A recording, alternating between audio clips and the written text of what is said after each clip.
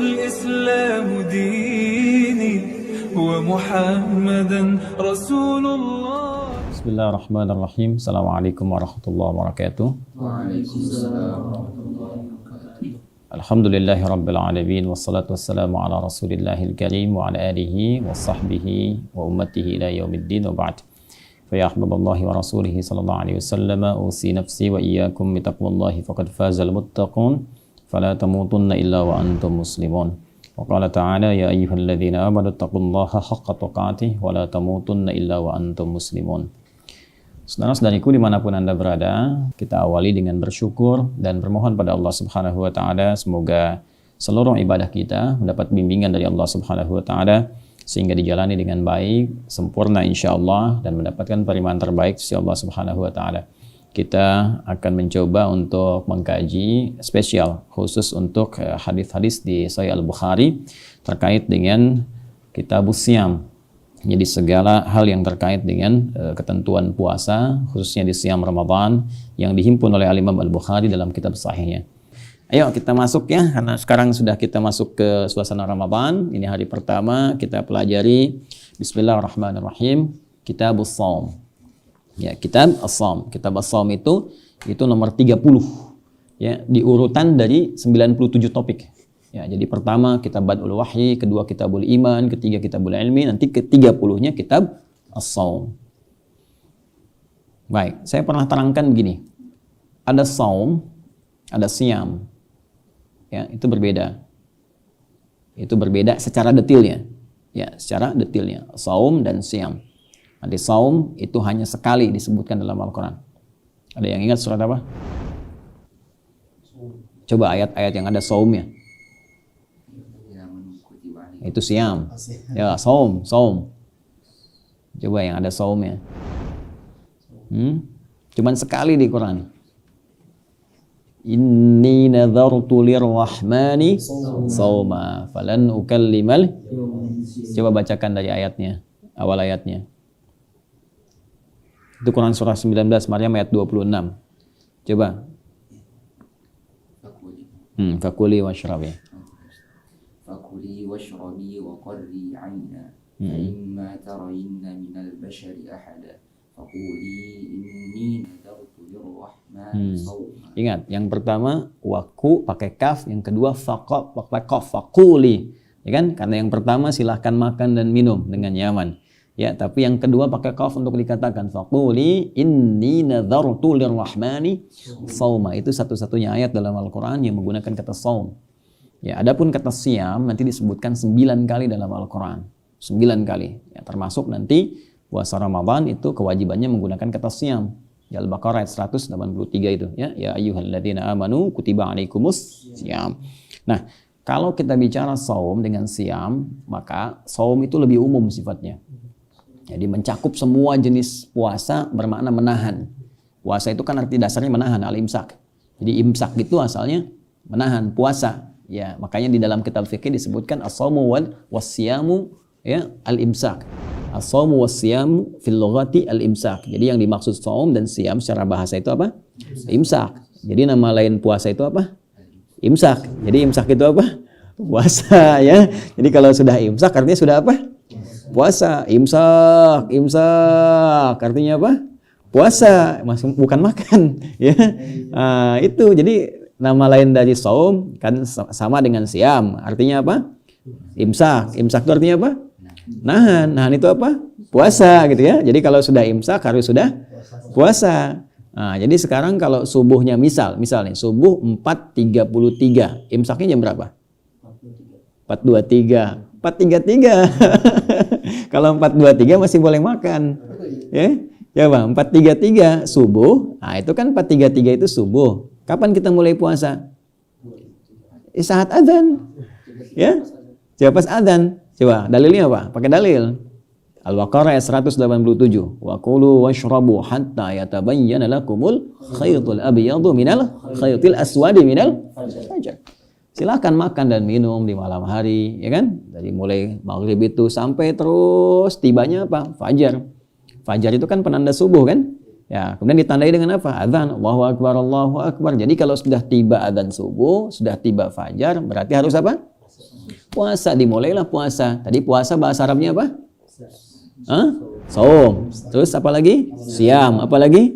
Imsak. As-saumu was-siyamu fil lughati al-imsak. Jadi kalau sudah adzan harus imsak. Jadi imsak itu waktunya kapan?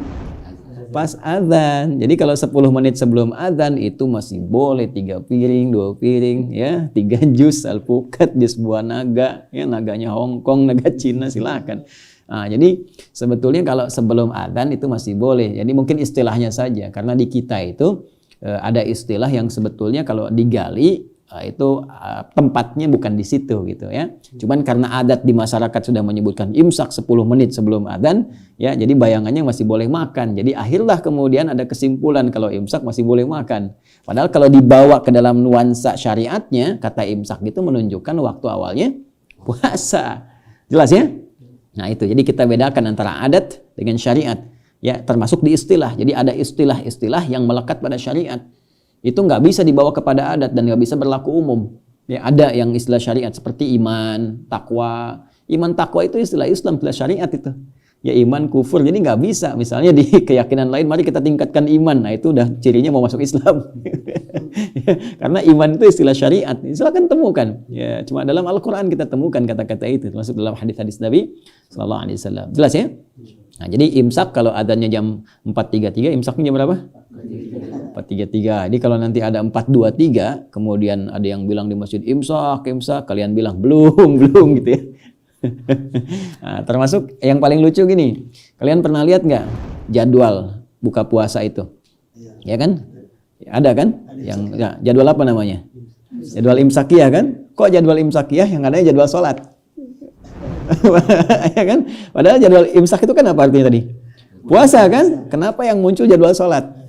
Coba Anda lihat ya, jadwal imsakiyah yang muncul tuh suruk ya kan? Apa namanya, dari mulai subuh, zuhur, asar, maghrib, isya kan? Terus kan dan seterusnya. Nah, itu juga menarik tuh ya. Nanti kita lihat lah untuk sepenuhnya. Ayo teruskan. Nah, saum itu lebih umum daripada siam. Jadi kalau disebutkan saum itu menahan secara umum, ya, termasuk mencakup kata siam. Ya, jadi kalau kita ingin bicara tentang puasa secara umum, baik itu yang ada aturan atau nggak ada aturan, yang nggak ada aturan tuh misal begini, saya mau saum ya, saum nggak makan tapi masih minum, itu bisa disebut saum. Ya, saya saum misalnya nggak mau bicara tapi masih makan minum, ya kayak Sayyidah Maryam tadi, beliau kan masih makan minum, fakuli washrobi, jadi kan masih ada kan, fakuli washrobi, silahkan makan, silahkan minum, masih makan masih minum, tapi saumnya apa? Falan ukallima al-yauma insiya, nggak bicara. Jadi misalnya Ihsan ke Faiz misalnya, saya mau saum ya saum apa? Nggak bicara dulu sama kamu misalnya. Tapi itu bicara, contoh misalnya itu nanti nggak udah gitu nggak bicara lagi, ya itu saum. Jelas ya? Tapi kalau kita ingin bilang tentang ketentuan yang mengikat pada puasa itu. Jadi puasanya ada syaratnya, ada ketentuannya, nggak boleh sembarangan, kan? Khusus harus ditunaikan. Kalau nggak diikuti ketentuannya bisa batal atau nggak dapat pahala, kan? Maka itu istilahnya langsung spesifik disebut dengan siam.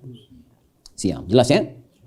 Nah, jadi ini kalau kita paham tentang ini, kita mengerti bagaimana dahsyatnya bahasa Al-Quran. Ya, Allah kan langsung menyampaikan, ya ayyuhalladzina amanu kutiba alaikumus siam, bukan saum. Artinya puasa yang kita tunaikan itu bukan puasa biasa.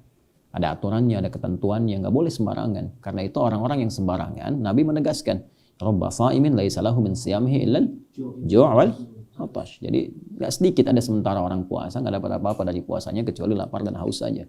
Ya, karena nggak memenuhi apa tadi? Aturan, ketentuannya. Nah, Al-Imam Al-Bukhari membuka kitabnya dan Kitabus Shaum tidak menyebutkan siam. Kenapa? Karena ini dalamnya akan membahas segala yang terkait dengan saum, menahan. Ya, baik nanti yang terkait dengan Ramadan ataupun nanti di luar Ramadan, ketentuan-ketentuan khusus yang boleh jadi sifatnya nanti akan umum mencakup dalam segala hal yang bermakna puasa atau menahan. Jelas sampai sini? Baik. Dan ini nanti diawali beliau biasanya dengan nama kitab. Jadi setiap topik itu kitab dulu. Masya Allah ya, kalau kita kan kitab ada satu buku ya. Nah ini di dalam buku, dalam satu buku ada 97 kitab lagi. Nah nanti di satu kitab ada berapa bab lagi ke bawahnya. Ya, nah ini di setiap bab ada berapa hadis. Nah itulah Sahih Al-Bukhari. Baik, teruskan. Bismillahirrahmanirrahim. Kitabus Shaum. Ya. Kitab yang membahas tentang segala hal yang terkait dengan saum. Wa qaulillahi ta'ala. Ya, adapun yang dimaksud dengan firman Allah Subhanahu wa taala. Ini sebelum kita sampai ke sini saya ingin terangkan dulu. Saya bacakan babnya dulu ya. Tadi kitabus shaum, kemudian satu bab wujubis shaumi Ramadan. Bab yang menerangkan tentang kewajiban puasa Ramadan atau siam Ramadan. Baik. Jadi tadi saya katakan pertama kitab, lalu di bawah kitab ada apa? Bab. Ya, jadi topiknya tentang saum secara umum, nanti ada subbab, bab-babnya nanti ya. Ada sub kitab bab. Bab ini, bab ini, bab ini. Yang pertama dibahas adalah bab tentang dasar kewajiban puasa. Nah, ini penting sekali diketahui begini. Al-Imam Al-Bukhari itu luar biasa ya. Beliau juga faqih, lughawi juga muhaddits. Ya, dari mana taunya faqih? Salah satunya bagaimana menempatkan pembahasan dalam kitab ini dari susunan babnya dan melihat kepada dalil. Jadi, kenapa yang dicantumkan pertama dari setiap ibadah itu dasar kewajiban? Ini ingin memberikan pesan bahwa semua ibadah itu diikat dengan dalil. Ya, diikat dengan dalil. Nggak boleh sembarangan orang mengerjakan ibadah, ya kan? Tanpa ada dasarnya, ada dalilnya. Sepanjang itu ibadah ya. Ya, kalau bukan ibadah, perkaranya umum kan mubah. Ya, masih ingat di kaidah ushul fikih? Al-aslu fil asya'i lil ibahah hatta yadulla dalilu ala tahrimnya. Jadi kalau urusan-urusan umum di luar ibadah, ya, itu boleh sampai datang larangannya. Ya, jadi kalau urusan duniawi umum itu yang dicari larangan. Ya, makan semua boleh kecuali yang dilarang gitu. Yang dilarang nggak boleh, kan yang dilarang sedikit. Semua boleh silakan makan. Tinggal cari ada nggak larangannya. Ya, ayam larangannya ada nggak? Nggak ada. Berarti boleh kan makan daging ayam? Boleh kecuali yang dilarang. Nah, misal jelas kita lihat nih ada babi, ada macam-macam dilarang, nah, itu yang nggak boleh. Nanti ujiannya banyak, ada ujian keimanan, ada penerangan tentang kesehatan, macam-macam. Dikerjakan dulu oleh kita perintah itu, kemudian baru datang hikmah kepada kita. Jelas ya? Nah, sebaliknya, kalau kita terkait masalah ibadah, maka yang dicari apanya? Perintahnya, dalilnya bukan larangannya. Al-aslu fil ibadati haramun hatta yadulla dalilu ala amriha. Jadi asal dari ibadah itu nggak boleh dilakukan. Kecuali apa? Ada dalil yang memperbolehkannya. Jadi kebalikannya. Jadi kalau masalah ibadah, jangan cari larangannya. Kebalik nanti. Ya, saya mau tanya gini. Boleh sholat subuh itu berapa rakaat? Boleh nggak 3? Kan nggak ada larangannya. Coba lihat. Nah itu dia. Jadi yang dicari perintahnya. Kan perintahnya 2. Jadi kalau kita cari larangan, nggak akan ketemu. Ya, saya mau puasa Ramadan misalnya kan. Sampai puasanya selang-seling, ya kan? Sekarang puasa besok tidak gitu, mengikuti rumus puasa Daud gitu kan? Boleh nggak? Nggak boleh kan, nggak ada larangannya. Ya, karena yang dicari apa? Perintahnya. Paham sekarang ya?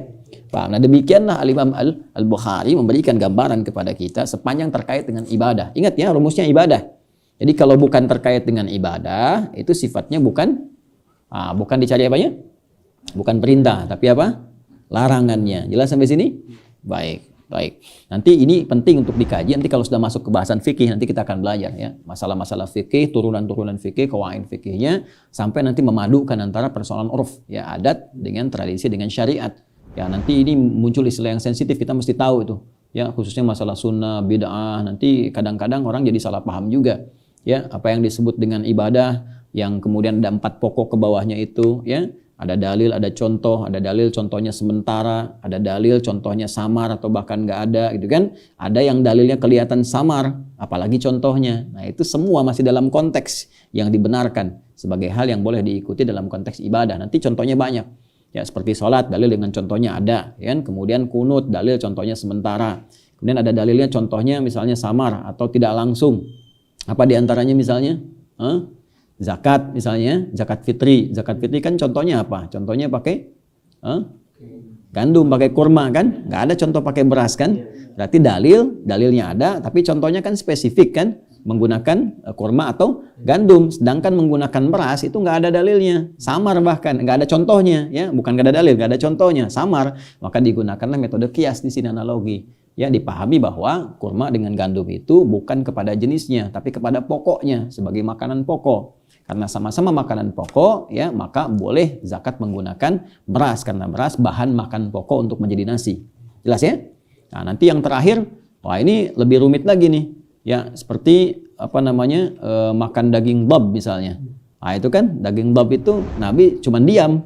ya kan? Nggak memberikan misalnya nerangkan boleh dimakan, tidak dimakan tuh. Dalilnya kan nggak spesifik, kan? Contohnya juga Nabi nggak praktekkan tuh, ya kan? Tapi menjadi boleh hukumnya. Nah itu nanti takrir namanya. Karena waktu Khalid itu bertanya, Khalid bin Walid, ya kan, menghidangkan kepada Nabi SAW, Nabi nggak makan, kan? Tapi ketika mereka makan, Khalid makan, Nabi diam. Diamnya Nabi itu pertanda persetujuan. Ya, diamnya Nabi pertanda apa? Persetujuan. Itu takrir namanya, takrir. Jadi walaupun beliau tidak mengatakan iya boleh atau tidak melarang. Jadi melarang tidak, membolehkan juga tidak, makan juga tidak. Kan rumit tuh. Tapi ketika sahabatnya makan tidak melarang. Jelasnya ini menunjukkan boleh. Pertanyaannya kenapa Nabi nggak makan? Karena nggak selera. Gitu ya. Nah itu harus sampai ke sana. Ya, tapi kenapa Khalid makan itu? Kan ada kambing. Karena Khalid itu panglima lapangan. Nggak semua di lapangan ketika ada operasi militer misalnya, sedang perang ada militer, tiba-tiba ada kambing guling gitu kan. Misalnya kambing push up, ini kan nggak semuanya ada seperti itu, ayam bakar ya macam-macam. Mungkin ada kayak bab tadi atau nanti hewan yang lain. Kalau nggak tahu hukum bisa kelaparan gitu. Nah itu harus sampai ke situ pemaknaan kita. Kalau nggak nanti bisa salah. Semua yang nggak ada contohnya dari Nabi bid'ah. Nah itu kurang baca biasanya. Karena nanti di semua yang dari Nabi itu nggak semuanya ada contoh. Boleh jadi Nabi tidak mempraktekkan karena mungkin tadi ya. Nah, bagi Nabi itu tidak biasa dilakukan walaupun misalnya boleh dan sebagainya. Jelas? Baik. Bismillahirrahmanirrahim. Teruskan bab wujubi shaumi Ramadan. Bab yang menerangkan tentang kewajiban puasa Ramadan. Ini menandakan bahwa semua terkait ibadah apalagi puasa Ramadan pun mesti ada dalil. Apa dalil yang mewajibkannya sampai itu harus kita lakukan?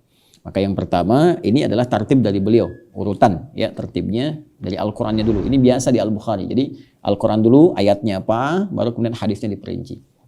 Makanya tadi saya katakan beliau seorang faqih, tahu juga ya lugawi juga karena bisa menempatkan bahasa dengan baik gitu. Wa qaulillahi ta'ala, dan yang terkait dengan bab kewajiban itu ya, adalah firman Allah Subhanahu wa ta'ala ya. Jadi ini qaulinya bisa badal dari wujub ya, wa-nya nanti ataf ya. Bab wujubi shaumi Ramadan, bab yang menerangkan kewajiban tentang puasa Ramadan. Apa yang kewajiban dalilnya itu? Wa qaulillahi ta'ala ya. Kenapa tidak mengatakan wa qaulu ya kan? Nah, kalau qaulu nanti dibuka menjadi bab baru. Ya, adapun firman Allah Subhanahu wa taala gitu kan, itu baru kan. Tapi ketika menggunakan wa qaulillah, nah ini adapun firman Allah yang terkait dengan kewajiban menunaikan puasa itu ya adalah sebagai berikut. A'udzubillahi minasyaitonirrajim. Bismillahirrahmanirrahim. Ya ayyuhalladzina amanu kutiba alaikumussyam kama kutiba alal ladzina min qablikum la'allakum tattaqun. Itu di Al-Baqarah ayat 183. Jadi ini bagian pertama Al-Imam Al-Bukhari mengajarkan kepada kita bahwa dalam setiap ibadah tuntunan syariat mesti berpatokan kepada apa? Dalil. Dan pokok dalil pertama, walaupun beliau ahli hadis, pengumpul hadis, maka adab dipelihara. Tetap didahulukan apa? Al-Quran. Karena Al-Quran pokoknya dan fungsi Rasulullah SAW adalah sebagai penjelas ya Al-Quran. Setelah itu baru dibacakan hadisnya. Saya bacakan dulu hadisnya.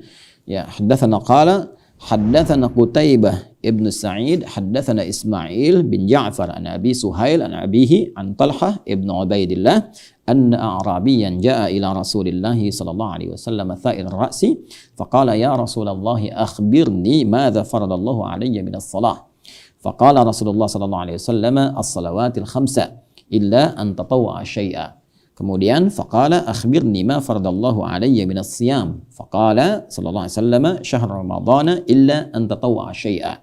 Kemudian faqala akhbirni bima faradallahu alayya minaz zakah. Faqala sallallahu alaihi wasallam fa akhbarahu Rasulullah sallallahu alaihi wasallam faqala fa akhbarahu Rasulullah sallallahu alaihi wasallam sara'i al-islami qala walladhi akramaka la atatawwa'u syai'an wa la anqusu mimma faradallahu alayya syai'a. Faqala Rasulullah sallallahu alaihi wasallam aflaha in sadaqa aw dakhala al-jannata in sadaqa. Baik. Saya bacakan dulu artinya ya, nanti baru kita bahas kemudian pemaknaannya. Saya langsung ambil ke sanad yang paling akhir atau saya jelaskan dulu susunan rawinya ya sehingga tahu kita sampai ke Nabi. Imam Al-Bukhari menerima dari Qutaibah bin Sa'id menerima dari Ismail bin Ja'far menerima dari Abi Suhail, dari bapaknya dari Talha bin Ubaidillah. Nah, beliau menjelaskan menerangkan bahwa anna Arabiyan, seorang Arab Badui. Nanti saya terangkan ya.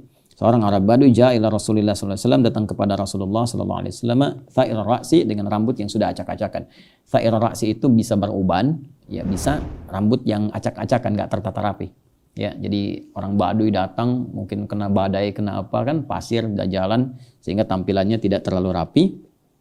Faqala, ia berkata, ya Rasulullah, wahai Rasulullah SAW, akhbirni, madza fardallahu alayya minas salah, apa yang difardukan, diwajibkan oleh Allah kepadaku dari salat itu. Faqala, maka Nabi SAW kemudian menjawab, as-salawatil khamsa illa an tatawwa'a syai'a.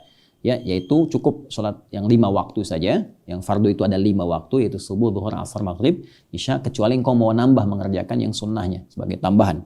Kemudian faqala akhbirni madza faradallahu alayya minaz zakah, ya, alayya minas siyam. Sampaikan kepadaku, tunjukkan kepadaku apa yang Allah fardukan kepadaku dari jenis puasa. Maka Nabi menjawab, faqala Rasulullah SAW, syahrul Ramadan illa an tatawwa'a syai'a. Ya, yang pokok itu cuma Ramadan saja, kecuali engkau mau tambah dengan yang sunnahnya. Kemudian akhbirni bima faradallahu alayya minaz zakah. Ya, sampaikan, infokan kepadaku apa yang Allah fardukan kepadaku dari zakat. Nah, Nabi sudah bisa baca nih. Tadi nanya salat, tadi nanya puasa kan, siam. Sekarang zakat. Nanti nanya yang lain lagi pasti nih, yang pokok yang lain. Maka Nabi menyampaikan keseluruhannya secara sekaligus supaya nggak ditanya lagi sama orang ini. Ya, maka dijawab oleh Nabi. Faqala fa akhbarahu Rasulullah sallallahu alaihi wasallam syara'i al-Islam. Maka Nabi menjelaskan kepada orang ini, Arab Baduy tadi, ya, tentang syariat-syariat Islam yang pokok. Kemudian dia berkata, qala walladzi akramaka, demi Allah yang telah memuliakan engkau ya Rasulullah, la atatawwa'u syai'a wa la anqusu mimma faradallahu 'alaiha syai'a. Saya akan komitmen mengerjakan yang pokok saja. Ya, saya nggak bisa nambah dengan yang sunnah, tapi saya pun nggak akan kurangi yang pokok. Jadi saya komitmen bisanya yang pokok saja. Faqala Rasulullah SAW, maka Nabi pun memberikan komentarnya setelah orang itu mengatakan kalimatnya. Aflaha in sadaqa au dakhala jannah in sadaqa. Kalau dia benar komitmen, dia bahagia dan masuk surga. Nah, apa makna hadis ini? Dan apa yang terkait dengan puasa? Karena kita baru bacakan terjemahannya. Jadi maknanya bagaimana, kaitan dengan puasa apa, itu insya Allah kita akan teruskan lagi. Jadi ini dulu yang kita bacakan, mudah-mudahan bisa dipahami. Dan pemirsa dimanapun Anda berada, demikian untuk sementara kajian pokok kita berlangsung dengan agak cepat. Mudah-mudahan kita bisa lanjutkan kembali dalam keadaan yang baik bila Allah mengizinkan. Semoga Allah menerima apa yang telah kita pelajari.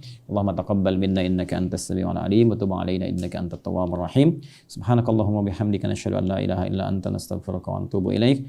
Wa akhiru da'wana alhamdulillahi rabbil alamin. Assalamualaikum warahmatullahi wabarakatuh. Allahu Rabbi wal Islamu dini wa Muhammad